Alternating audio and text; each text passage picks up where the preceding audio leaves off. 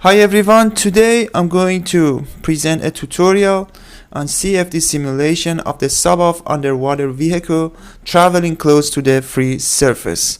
In this simulation, a 1/1 scale of the bare hull axisymmetric SUBOFF geometry, as shown here, with principal dimensions presented in this table is used. As can be seen in this figure, the model possesses a bow part, a parallel middle part, and a stern part with length presented in this table. The model has a length to diameter ratio equal to L/D equals 8.575. You can access the geometry using the link given at the description of this video. The simulation setup is performed for submergence depth of 1.1 times D. D, as is defined here, is the SUBOFF maximum diameter. Here we can see the definition of the submergence depth. Also, the length-based Froude number is assumed to be 0.462 as is defined here. The simulation setup is performed in the following steps: 1. Definition of the computational domain. 2. Definition of the regions. 3. Mesh generation. 4. Checking the mesh quality. 5. Definition of physics and boundary conditions. 6. Definition of monitors, solver settings, and stopping criteria. And finally 7. Post-processing. Now let's dive into each of these steps. So first, the definition of the computational domain. 1. Definition of the computational domain. Start up STAR-CCM Plus in a manner that is appropriate to your working environment and create a new simulation from here.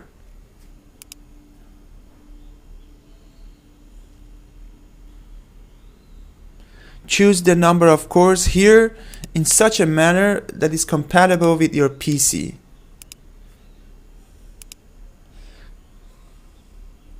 Go ahead and click OK.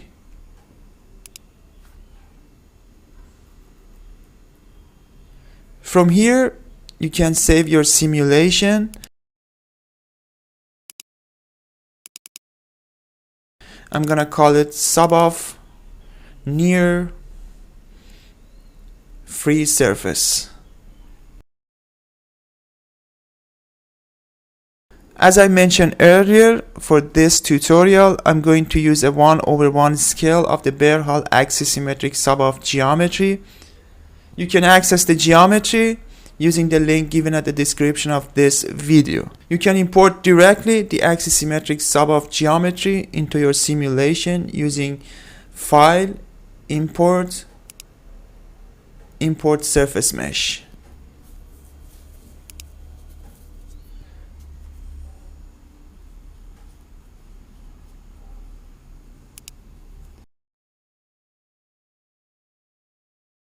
Go ahead and check parts validity and repair invalid bodies.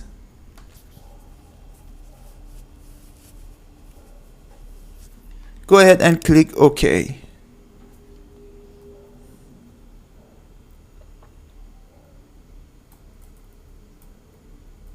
You can see the SUBOFF geometry you just imported into your simulation under Geometry Parts. This figure shows the computational domain used to perform the current simulation.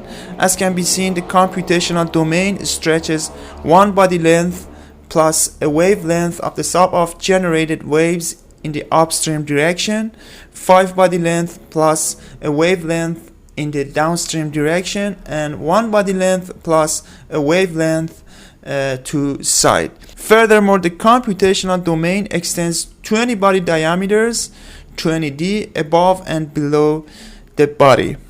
At the upstream, top and bottom boundaries, a velocity inlet is used where a uniform velocity is specified based on Froude number.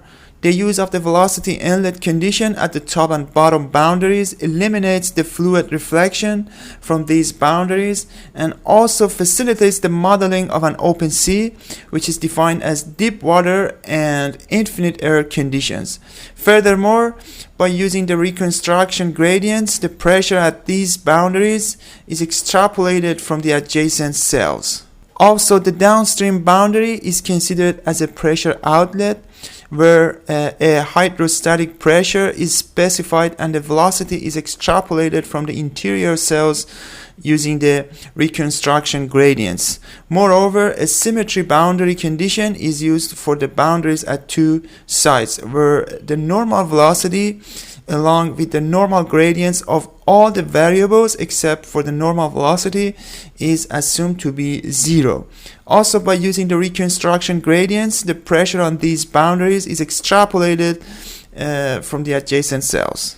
In this simulation, to avoid wave reflection at the boundaries located at the upstream, downstream, and side, a damping zone is used to dampen the SUBOFF-generated waves, as we can see here. The damping zone, as we can see here, is applied over a distance equal to the maximum length of the SUBOFF-generated waves. As we can see here, the SUBOFF-generated waves are the results of the interaction between the static pressure distribution along the length of the shallowly submerged underwater vehicle and the non-rigid free surface. Applying the dispersion relation of linear surface waves in a deep water condition to the stationary wave system generated by the SUBOFF geometry yields this relationship between the wavelength and the SUBOFF velocity u. Theta here is the angle between the SUBOFF's direction of travel and the vector normal to the crest of the waves. If we divide both sides of this equation by the SUBOFF overall length L, we're going to have this equation. Thus, knowing the Froude number as shown here and the SUBOFF length, we can estimate the maximum wavelength of the SUBOFF-generated wave system as shown here. So, as I was saying, the damping zone will be applied over a distance equal to this maximum wavelength of the SUBOFF-generated wave system. In this regard, momentum source terms are added to the vertical velocity component equation to cancel out this component over the damping zone. The performance of the damping function is controlled by coefficients in this function and the distance over which it is applied to. The approach implemented in STAR-CCM Plus is a combination of both linear and quadratic damping functions.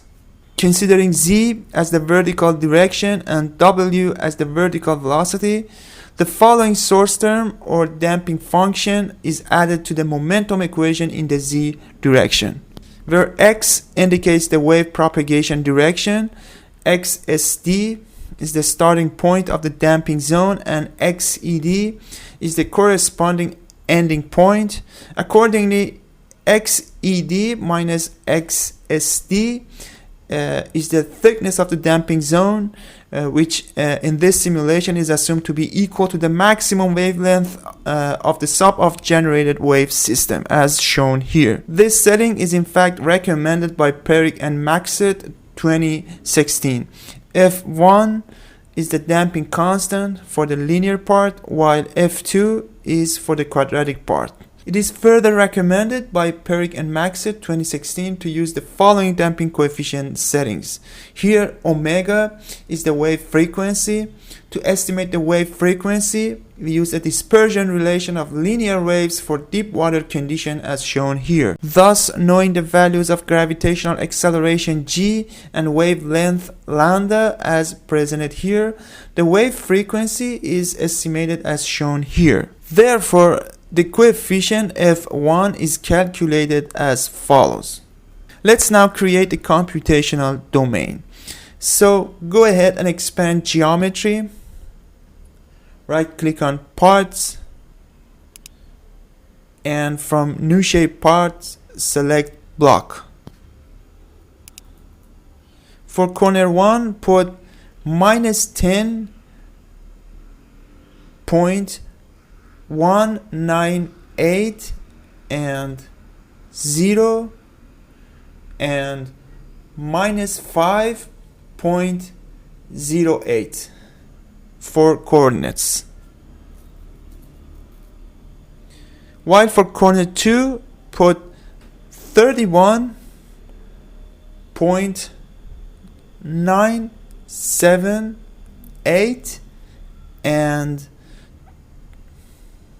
10.198 and 5.08. Go ahead and click OK.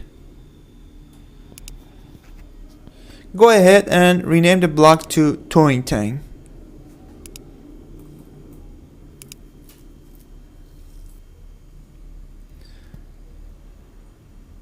To define boundary conditions on each towing tank surface, we need to split the towing tank surface. Expand the towing tank surfaces, right click on block surface and choose split by patch. In this dialog, we can see all the towing tank surfaces. As we select a part surface, the corresponding surface is highlighted in the geometry scene. Select 69 surface and go ahead and rename it to top. Click on create here. Select 70 surface and go ahead and rename it to symmetry. Click on create. Select 71 surface and go ahead and rename it to inlet. Click on create. Select 72 surface and go ahead and rename it to side. Click on create. Select 73 surface and go ahead and rename it to bottom. Click on create. Close the dialog and go ahead and rename the block surface to outlet.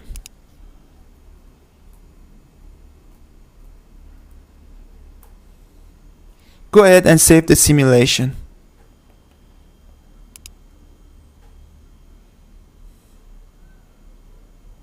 Under main body, surfaces, right click on faces and go ahead and rename it to SUBOFF.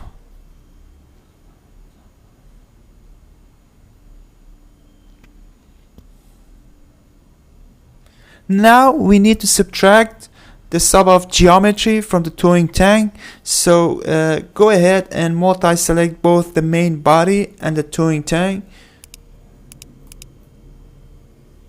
Right click on one of them and select Boolean. Then subtract. Select the towing tank as the target part and click OK.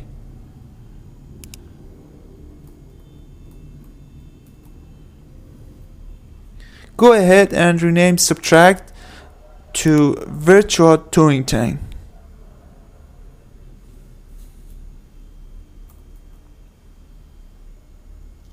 To visualize the virtual towing tank, right click in the empty space of the graphics window and select hide all parts.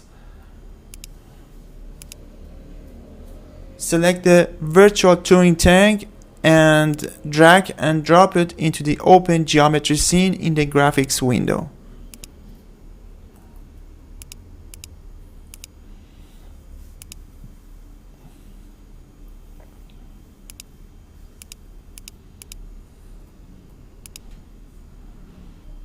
Two, definition of the regions. So now that we created the part, we go ahead and right click on it, on virtual towing tank, click on assign parts to regions,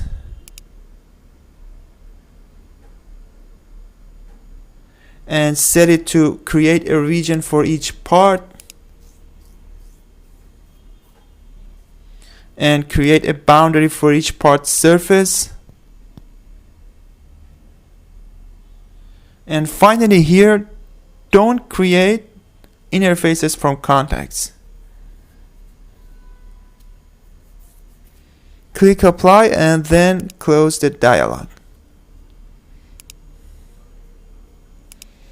You can visualize the region you just created here under the regions node. Go ahead and save the simulation. 3. Mesh generation. One of the most critical aspects that must be considered to ensure the simulation accuracy is undoubtedly the generation of a high-quality mesh. A high-quality mesh should in fact provide a reasonable compromise between the computational cost and the number of cells. It is worthy to mention that to generate a CFD mesh, the computational domain is typically divided into two regions, where cells with different shapes and orientations are used. The region close to the body, which in this case is the SUBOFF geometry, and also the region far from the body, as we can see here. In general, the region near the body is more critical for CFD mesh generation, as the quality of mesh in this region directly impacts several important aspects of our CFD simulations, including the stability of the simulations and the quality of the obtained results. In the region near the body, normally a set of orthogonal prismatic cells is used to capture the boundary layer near the surface of the body, as we can see here. The position of the center of the first prismatic cell immediately next to the wall, which in a dimensionless form is represented by y+, is determined by the fact that whether the turbulence model uses wall functions to capture the near wall flow and turbulence, or it is capable of resolving the entire turbulent boundary layer down to the viscous sublayer without using any wall functions. Another important point for the region close to the body is the size of the cells on the body's surface. Here, the generation of the mesh is performed using these three steps. Surface preparation. In this step, the surface remesher is used to enhance the overall quality of an existing surface and prepare it for the volume mesh. Prism layer mesh generation. Before I present this section, note that to learn how to generate the prism layer mesh, you can watch the video in my channel entitled Mesh Generation in CFD, Prism Inflation Layer Mesh, where I have outlined a practical methodology for the generation of the prism layer mesh. Prism layer mesh, which is composed of orthogonal prismatic cells, as we can see here, is used to capture the boundary layer near the surface of a body. In STAR-CCM+, before the volume mesh is generated, a subsurface is created whose thickness is the same as the prism layer thickness. Then, after the generation of volume mesh, the prism layer mesh is created by extruding the cell faces from the volume mesh back to the original starting surface. In the generation of the prism layer mesh, the following properties govern the general prism layer construction: thickness of the prism layer stretching, number of layers. All these three parameters are shown here in this figure for a prism layer mesh. Here we have m layers. We can see the thickness of the prism layer here, and finally prism layer stretching factor, which is shown here by r. Note that x here is the first layer thickness immediately next to the wall. A geometric progression relates all these parameters together as shown here. Here delta indicates the prism layer thickness, x the thickness of the first layer immediately next to the wall, m number of layers, and r the prism layer stretching factor. Thus, by manipulating this equation, we can obtain this relation to estimate the number of layers m. Here ln is the natural logarithm. Therefore, we need to estimate the first layer thickness x and the prism layer thickness delta in order to obtain the value of m, which is the number of prism layers. Let's first discuss how we can calculate the prism layer thickness. Ideally, the prism layers must cover the entire boundary layer on a wall. For instance, here in this figure, we can see the boundary layer close to a wall. The prism layer mesh should cover the whole boundary layer as shown here. So the prism layer total thickness must have the same height as the boundary layer. Therefore, to specify the prism layer thickness, this equation proposed by White and Corfield 2006 to estimate the boundary layer thickness for a turbulent flow over a flat plate is used. In this equation, delta is the prism layer thickness, L is the characteristic length of the body, and REL is the length-based Reynolds number. Note that using this equation, we are assuming that the prism layer thickness is equal to the thickness of the boundary layer, which is a valid assumption. For the calculation of the first layer thickness x, we need to know the target y plus value of the problem. The y plus value depends strongly on the choice of the turbulence model and the flow field we are interested in capturing. We can select to resolve the complete profile of the boundary layer, or alternatively we can make use of empirical wall function to reduce the computational cost. The y plus is defined as follows in terms of the first layer thickness x. Here nu indicates the kinematic viscosity and u asterisk is the reference velocity or friction velocity, which can be defined using the wall shear stress tau w as shown here. Note that the y plus is the dimensionless distance of the first cell center to the wall, while x here is the first cell thickness as shown here. As you may know, the turbulence models use two common approaches to capture the boundary layer near the surface of a body. The first approach, which is also referred to as low y plus wall treatment, is using a very fine mesh with a high resolution to resolve the fluid flow characteristics within the boundary layer. And the second one, which is also referred to as high y plus wall treatment, is using a coarser mesh to employ the standard wall functions. In the first approach, where no wall functions are used, the center of the first cell immediately next to the wall should lay within the viscous sublayer of the boundary layer, which is equivalent to a y plus value less than 1. While in the second approach, where wall functions are used, the center of the first cell immediately next to the wall should lay within the logarithmic region of the boundary layer, which is equivalent to a y plus value between 30 and 500. The first approach provides a more accurate resolution of the boundary layer. For certain simulations, such as flows with strong wall-bounded effects, this resolution is absolutely necessary. For other simulations, the added computational cost is not always justifiable.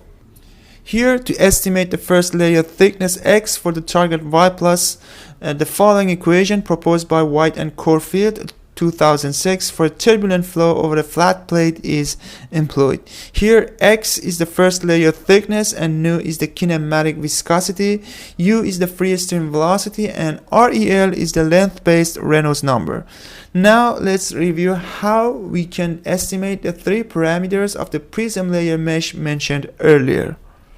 The thickness of the prism layer is estimated using the following equation. The prism layer stretching, this parameter can be specified directly. However, it is recommended to use a value from 1.05 to 1.2. So here the prism layer stretching is assumed to be 1.1.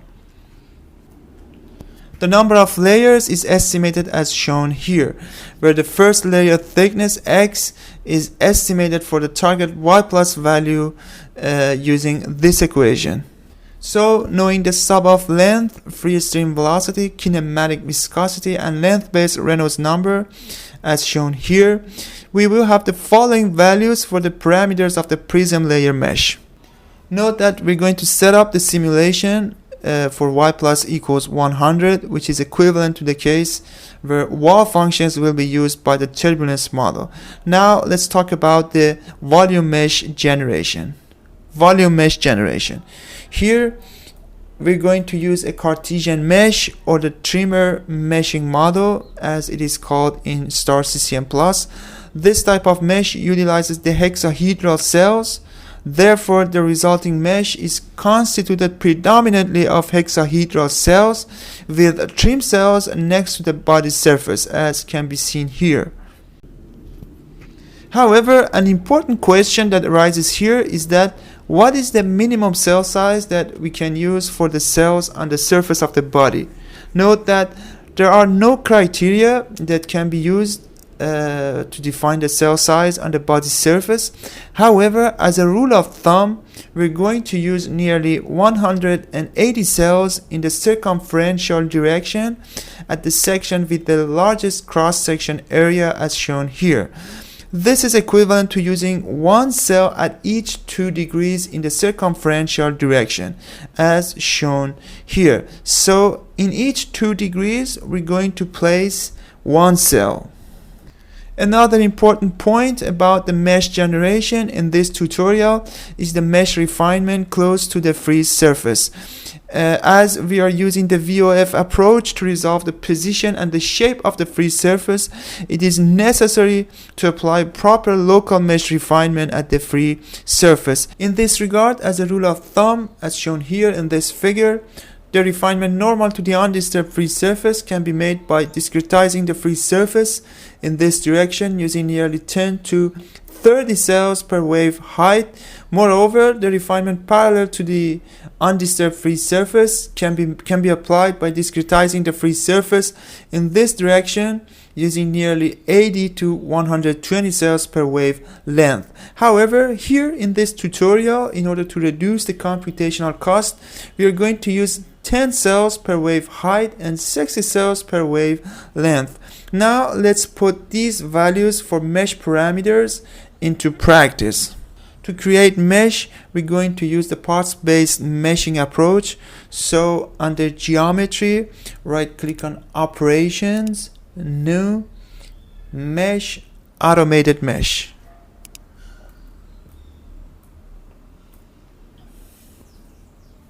In this dialog, in the parts section, select the virtual towing tank. Also select surface remeasure, automatic surface repair, trim cell measure, and prism layer measure. Go ahead and click OK.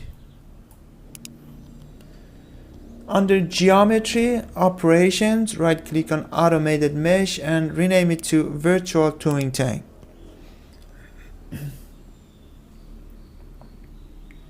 Under geometry operations, virtual towing tank measures, click on surface remeasure.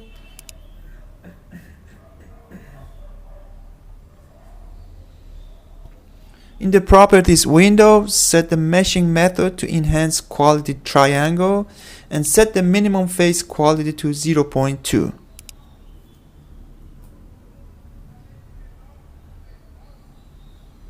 Under geometry operations, virtual towing tank measures, click on automatic surface repair, and in the properties window, set the minimum face quality to 0.2.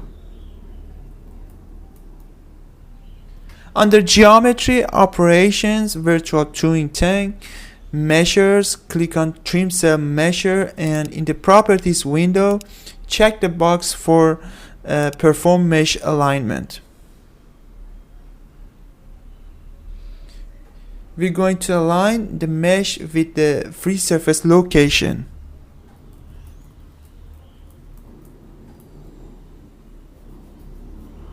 Under geometry operations, virtual towing tank measures, click on prism layer measure, and in the properties window, set both the minimum thickness percentage and layer reduction percentage to 0.01.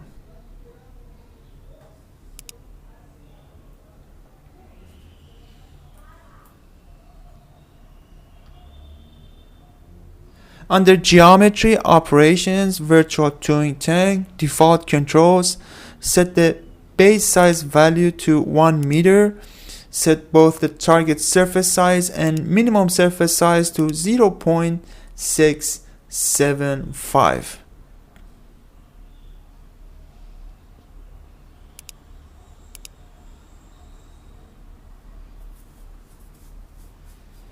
Set the number of prism layers to 23. Set the prism layer stretching to 1.1. Also set the prism layer total thickness to 0.066 meters. For this purpose, set the size type to absolute, then set the absolute size to 0.066 meters. Under volume growth rate, set both the default growth rate and surface growth rate to very slow.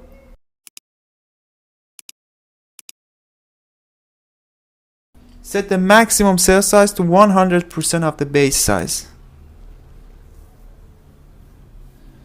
Set the mesh alignment location to 0.5588. Go ahead and save the simulation.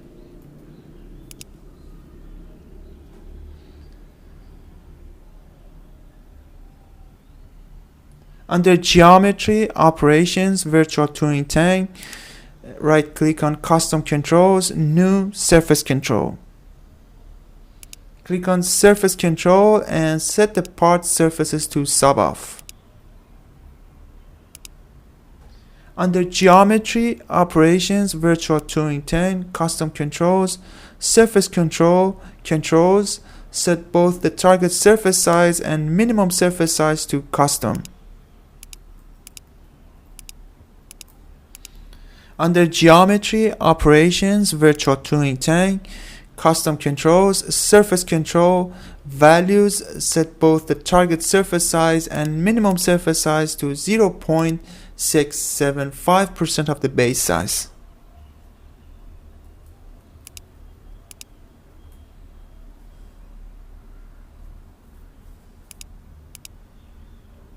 Under geometry, operations, virtual Turing tank, right click on custom controls, new surface control. Click on surface control 2 and set the part surfaces to bottom, inlet, outlet, side, symmetry, and top.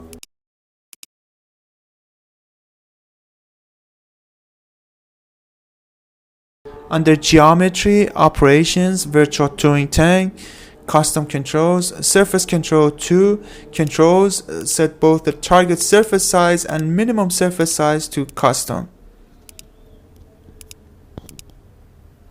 Also set the prism layer to disable.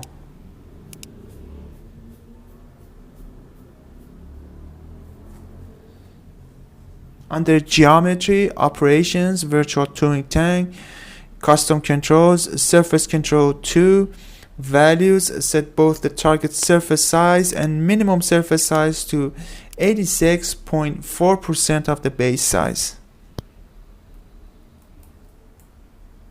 Go ahead and save the simulation. To capture the SUBOFF-generated wave system, we're going to use nearly 10 cells per wave height and 50 cells per wave length on the free surface. Note that you can obtain the wave heights of SUBOFF-generated waves from Amiri et al. 2018 for various submergence depth and Froude numbers. You can access the paper using the link given at the description of this video.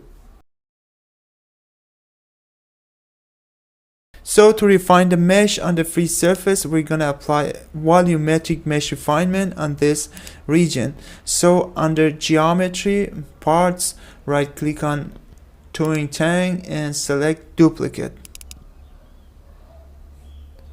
Go ahead and rename the Turing tank 2 to free surface fine.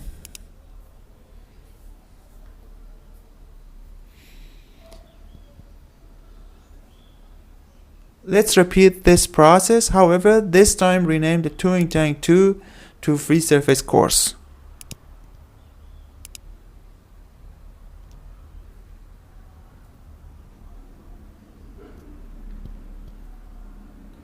For free surface fine, put minus 10.198 and 0 and 0.6888 for coordinates of corner 1 and 31.978 and 10.198 and 0.4188 for coordinates of corner 2.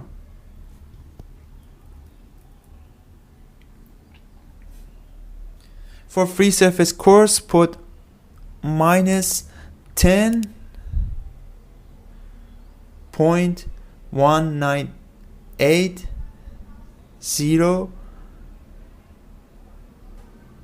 and 0 and 1 and 31.978 and 10.198 and 0 for coordinates of corner 1 and corner 2 respectively.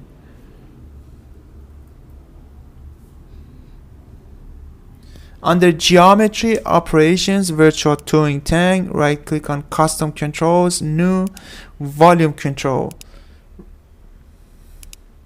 Repeat the process again. So, under Geometry, Operations, Virtual Turing Tank, right-click on Custom Controls, New, Volume Control. Rename the volume control to free surface fine, while rename the volume control 2 to free surface course.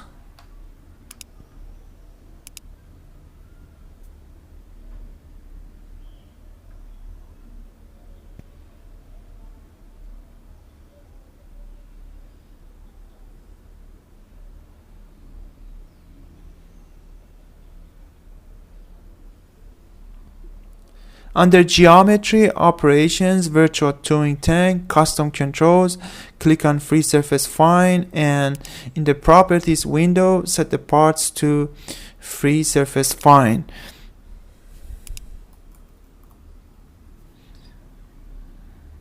Now under Free Surface Fine, Controls, click on Trimmer, check Customize Anisotropic Size.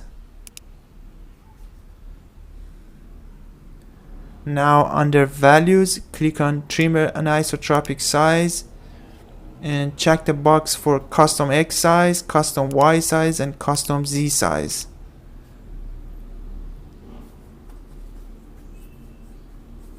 Under Trimmer Anisotropic Size, put 10.8, 10.8, and 2.7 for relative X size, relative Y size, and relative Z size, respectively. We need to do the same for the free surface course. So under Geometry, Operations, Virtual Turing Tank, Custom Controls, click on Free Surface Course, and in the Properties window, set the parts to Free Surface Course.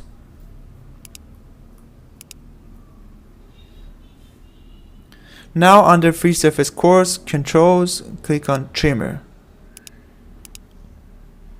Check Customize Anisotropic Size. Now under Values, click on Trimmer Anisotropic Size and check the box for Custom X Size, Custom Y Size, and Custom Z Size.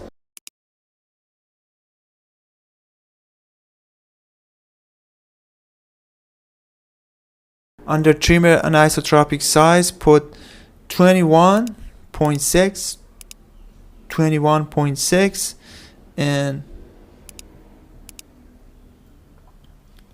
5.4 for relative x size, relative y size, and relative z size respectively.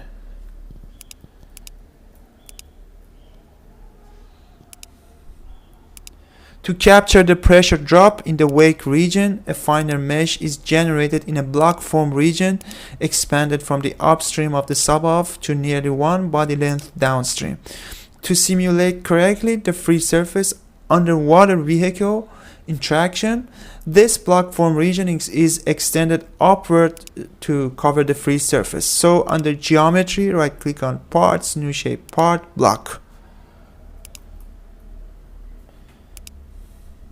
Set corner 1 to 0 and 0 and minus 0.7.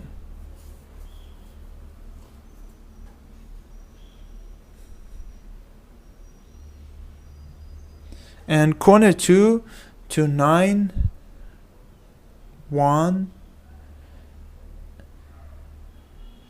and 0.7.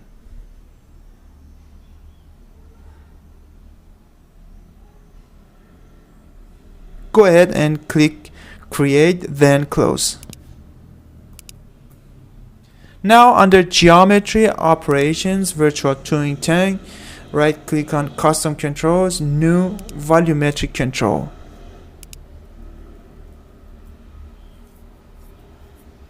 Click on volumetric control and set the parts to block.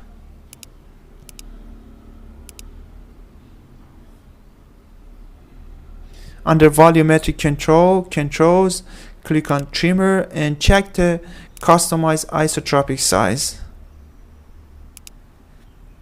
Then under values, click on custom size and set it to 2.7% of the base size.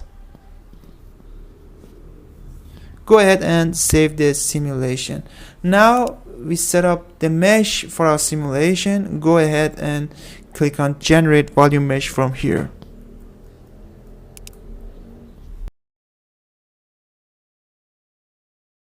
To visualize the mesh, right click on scenes, new scene, mesh.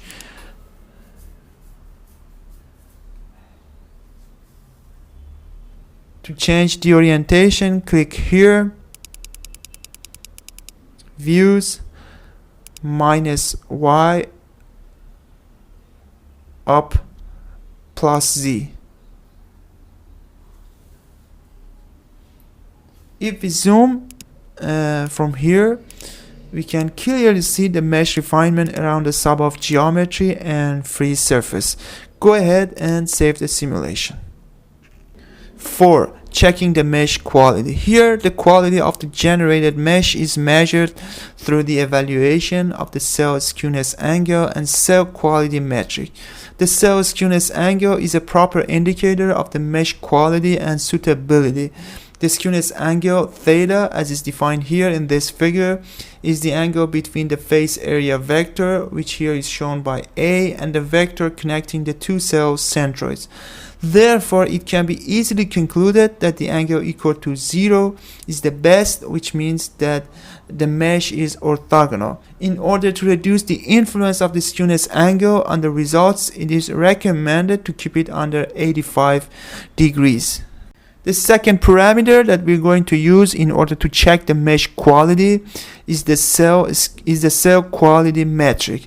In the cell quality metric, generally flat cells with highly non-orthogonal faces have a low cell quality.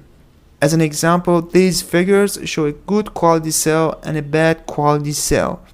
A cell with a quality of 1 is considered perfect. A cubic cell is an example of such a perfect cell. However, cell with poor quality has a cell quality approaching 0. Cells with a quality of less than 10 to the power of minus 5 are considered bad and must be avoided. To evaluate the cell skewness angle, right click on plots, new plot, select histogram plot. Click on histogram plot 1 and set the parts to regions. Under axis type, click on bin and set the field function to skewness angle.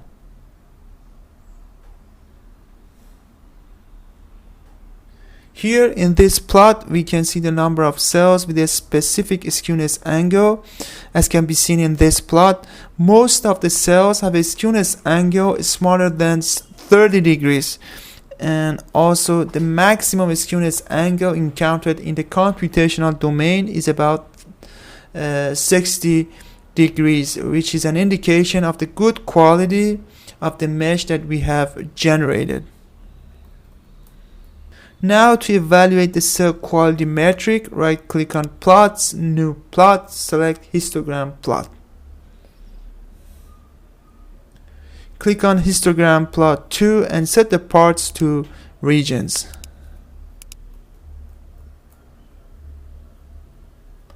Under axis type, click on bin and set the field function to cell quality.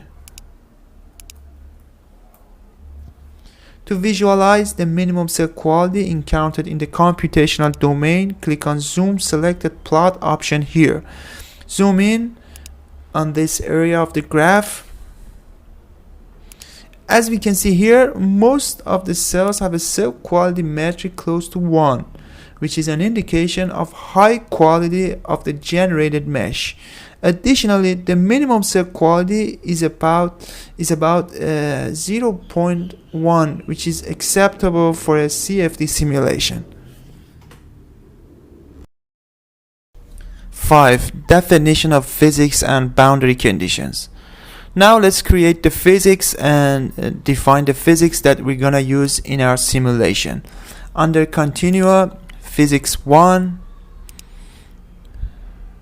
right click on Models and select Models. We're gonna use a multi-phase, volume of fluid, VOF, implicit unsteady.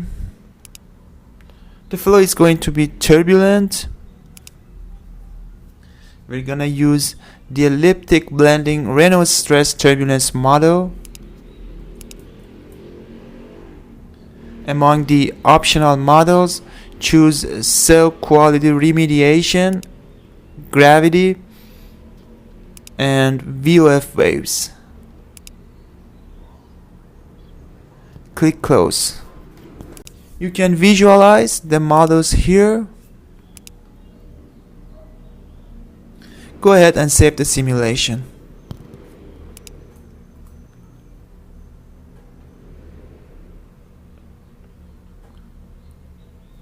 Now let's define the materials that constitute the Eulerian phases, which are water and air. So under Continua, Physics 1, Models, Multi-phase, right click on the Eulerian phases and select New.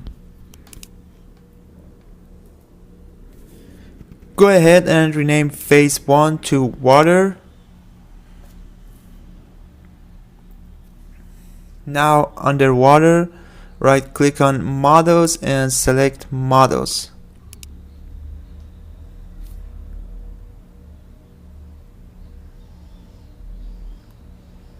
Select liquid, constant density, and then close.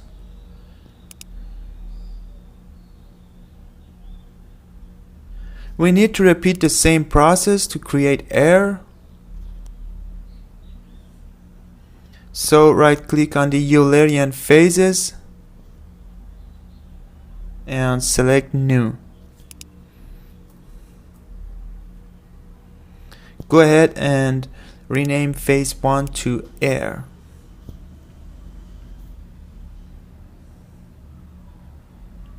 Now under air, right click on Models and select Models.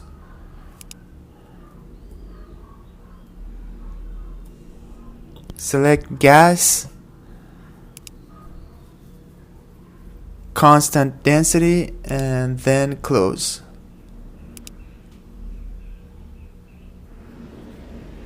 Here you can see the models. Go ahead and save the simulation.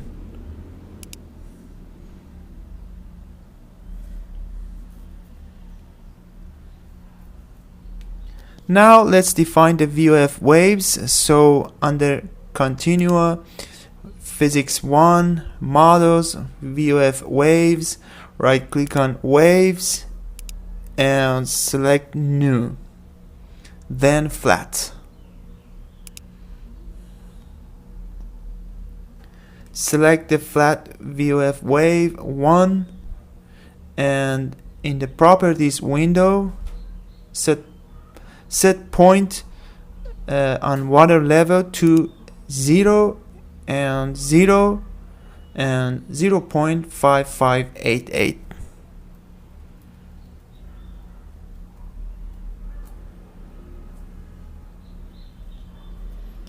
Set both the current and wind speeds to 3.0200.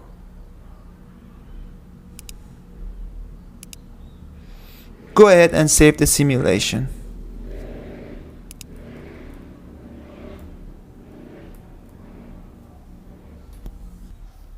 Under reference value, set the reference density to 1.18415. To set the initial and boundary conditions, we're going to use field functions that are associated with the VOF wave that we just created. These field functions are generated by VOF wave model based on the wave parameter that we just defined.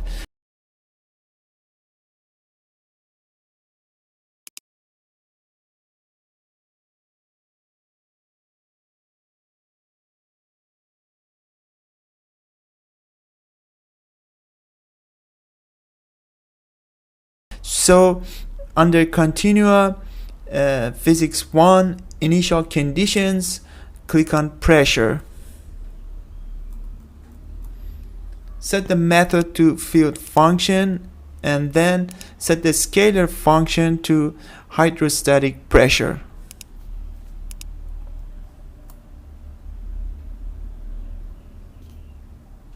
Now go ahead and click on velocity.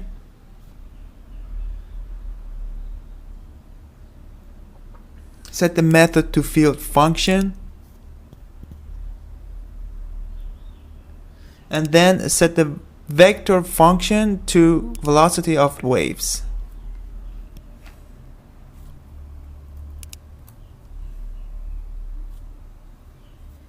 Go ahead and click on volume fraction.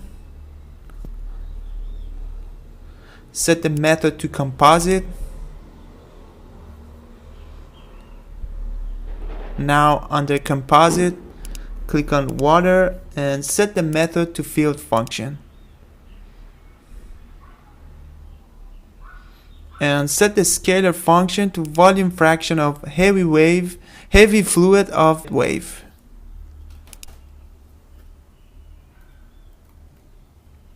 Now click on air. Set the method to field function.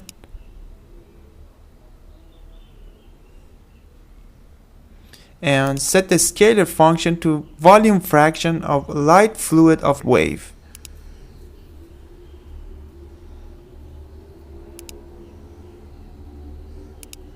Go ahead and save the simulation. Another important point here is the correct specification of the gravity vector. Here the negative z direction is pointing downward, which is exactly the direction of the gravity vector. So under continua physics 1, reference values, click on gravity and set it to 0 and 0 and minus 9.81.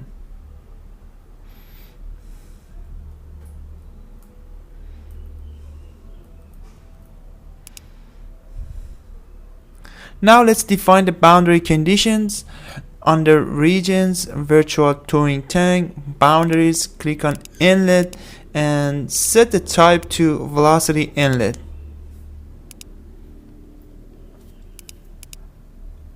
Now under physics conditions, click on velocity specification, set the method to components.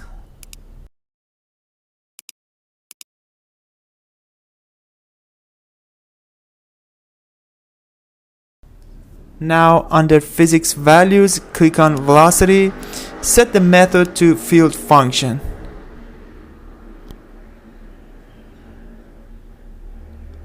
And then set the vector function to velocity of waves.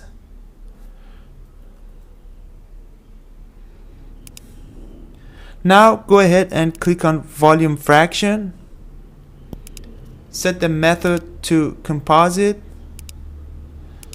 Now under composite, click on water and set the method to field function and set the scalar function to volume fraction of heavy fluid of wave.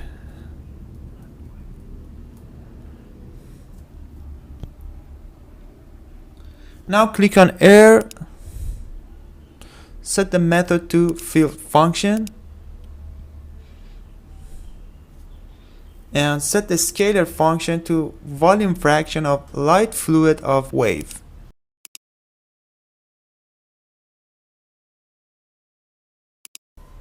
Go ahead and save the simulation.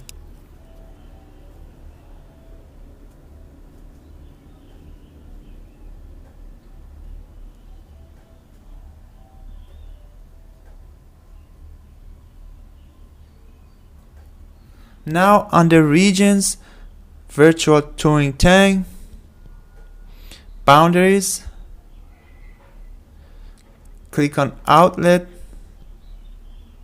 set the type to pressure outlet.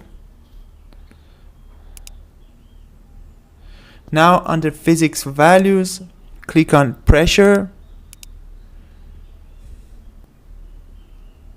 set the method to field function, and then set the scalar function to hydrostatic pressure.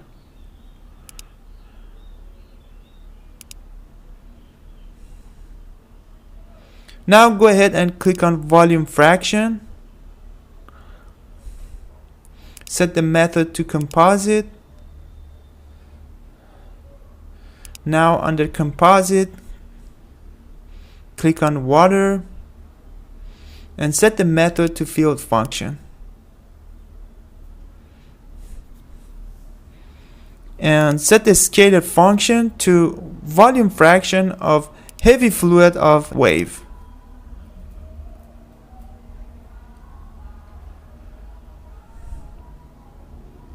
Now click on air, set the method to field function and set the scalar function to volume fraction of light fluid of wave.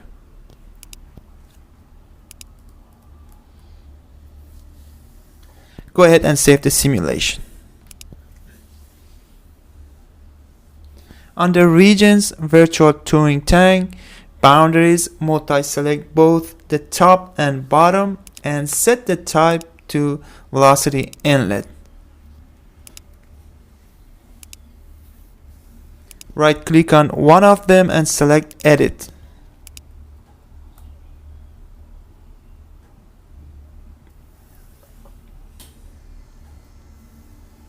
Now under physics conditions, click on velocity specification, set the method to components.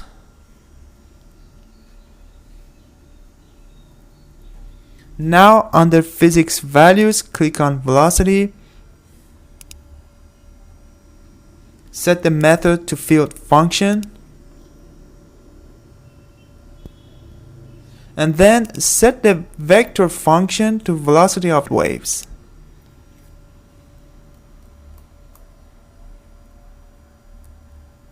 Now go ahead and click on volume fraction. Set the method to composite. Now under composite, click on water and set the method to field function. And set the scalar function to volume fraction of heavy fluid of waves.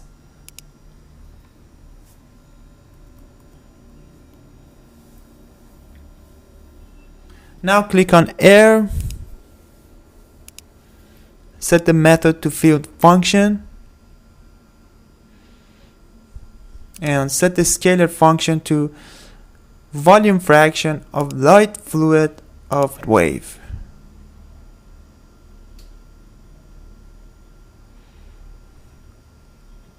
Go ahead and close the dialog. Under regions, virtual towing tank, boundaries, multi-select both the side and symmetry and set the type to symmetry. Now to ensure that no wave reflection will occur on the inlet, outlet and side boundaries, we're going to use a damping function close to these boundaries over a distance equal to 5.842 meters, which is the maximum wavelength of the SUBOFF-generated wave system. As mentioned earlier, the damping function used in STAR-CCM Plus is a combination of both linear and quadratic damping functions, which are added to the momentum equations as source terms to cancel the vertical velocity component of the flow over a certain distance. To apply this damping function on these boundaries under regions, virtual towing tank, physics conditions,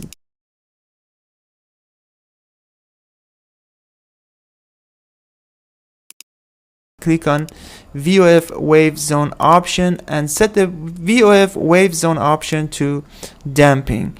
Now under physics values, click on VOF wave damping length and set the value to 5.842 meters.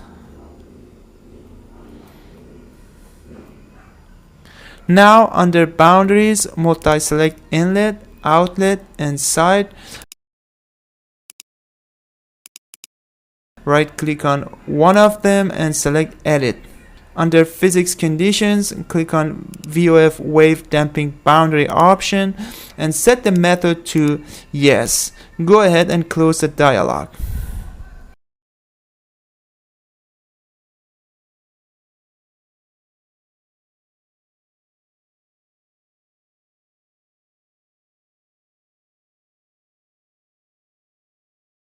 As mentioned earlier, in this video, we're going to use the linear damping function to dampen the SUBOFF wave system close to the boundaries. So under Continua, Physics 1, Models, click on VOF waves. In the Properties window, set the values of F1 and F2. F1 equals to 10.204 and F2 equals to 0. To capture the free surface profile, the VOF method uses either the first order upwind scheme or the high resolution interface capturing scheme or a combination of both of these schemes. For more information on this, you can watch the video in my channel entitled Free Surface Modeling Volume of Fluid VOF Approach.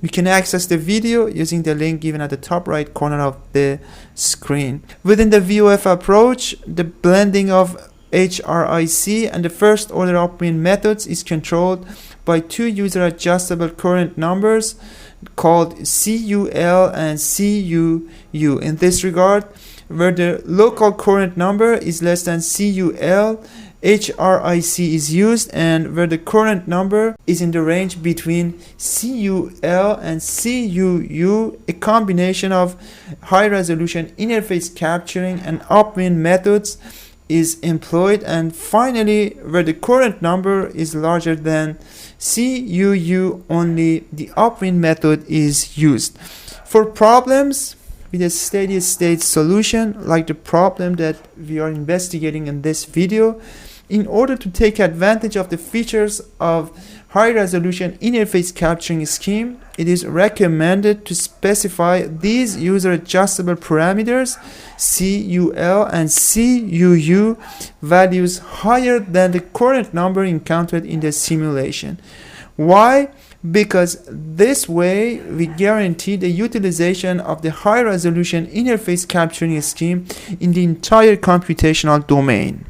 For instance, the following figures show the simulations of the free surface wave system of the SUBOFF underwater vehicle moving along a straight path right beneath the free surface using both the high-resolution interface capturing scheme and the first-order upwind scheme.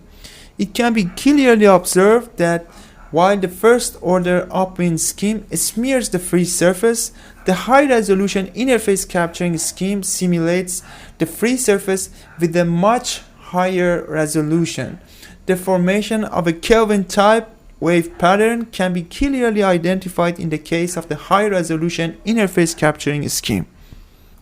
Again, for more information on this, you can watch the video in my channel entitled Free Surface Modeling, Volume of Fluid VOF Approach. You can access the video using the link given at the top right corner of the screen. So now under Continua Physics 1 Models, Volume of Fluid VOF, click on High Resolution Interface Capturing, which is shown here by HRIC, and set the CFL L to 100 and CFL U to 100.5. Go ahead and save the simulation. 6. Definition of monitors, solver settings, and stopping criteria. Now let's define the solver settings. For the accurate simulation of wave propagation, STAR-CCM Plus recommends using this relation to specify the time step size. Wave period divided by the number of cells per wavelength multiplied by 2.4. Earlier in this video, we have estimated the wave frequency as follows. This yields the wave period as follows. So by using these equations, and the time step size is estimated as 0.016 seconds.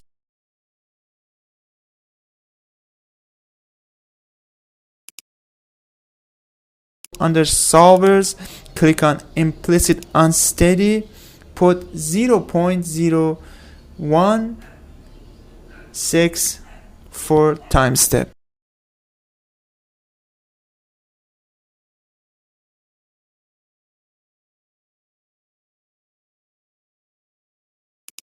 Under stopping criteria, set the maximum inner iterations to 10 and the maximum physical time to 20. And check the maximum steps.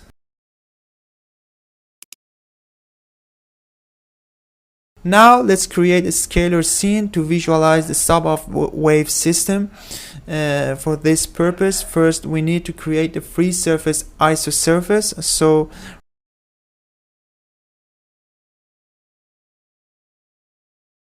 right click on derived parts, new part, isosurface. Select volume fraction of water for the scalar.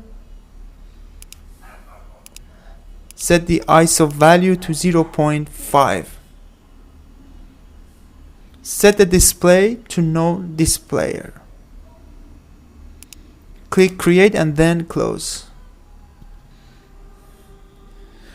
Under derived parts, go ahead and rename the isosurface to water surface.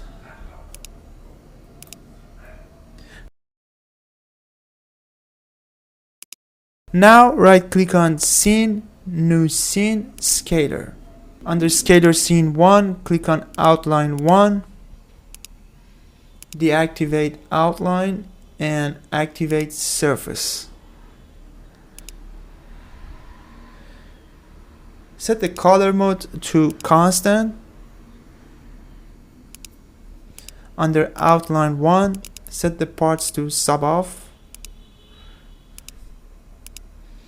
Click on outline 1 and set the transform to symmetry 1. Click on scalar 1 and set the contour style to smooth field.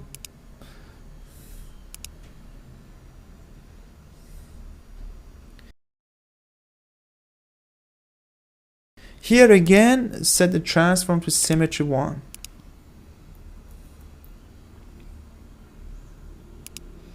Under scalar 1, click on parts and set the parts to water surface.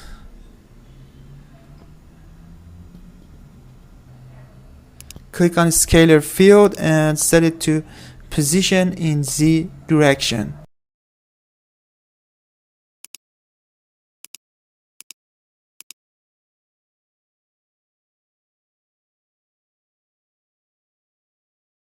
Go ahead and save the simulation.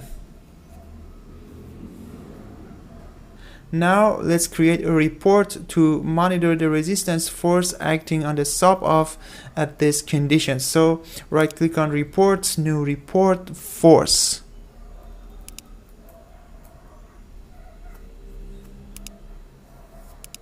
Go ahead and rename the force 1 to resistance.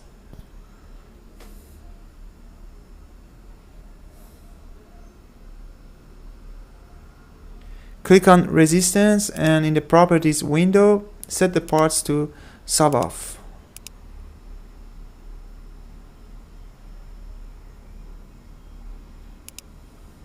Check the box for smooth values.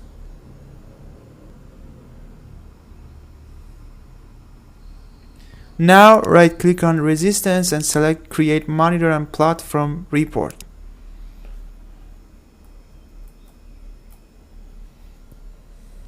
Go ahead and save the simulation.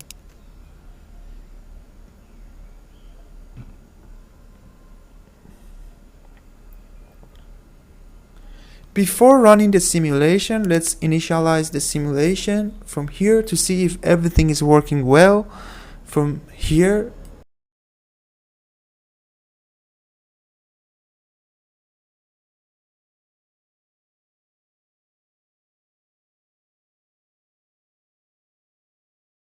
here, you can change the orientation.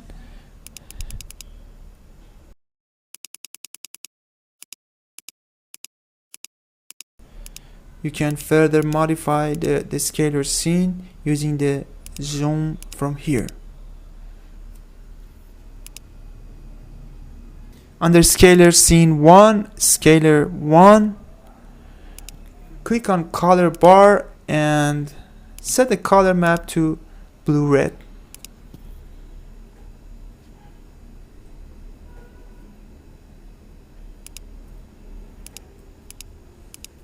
Go ahead and save the simulation.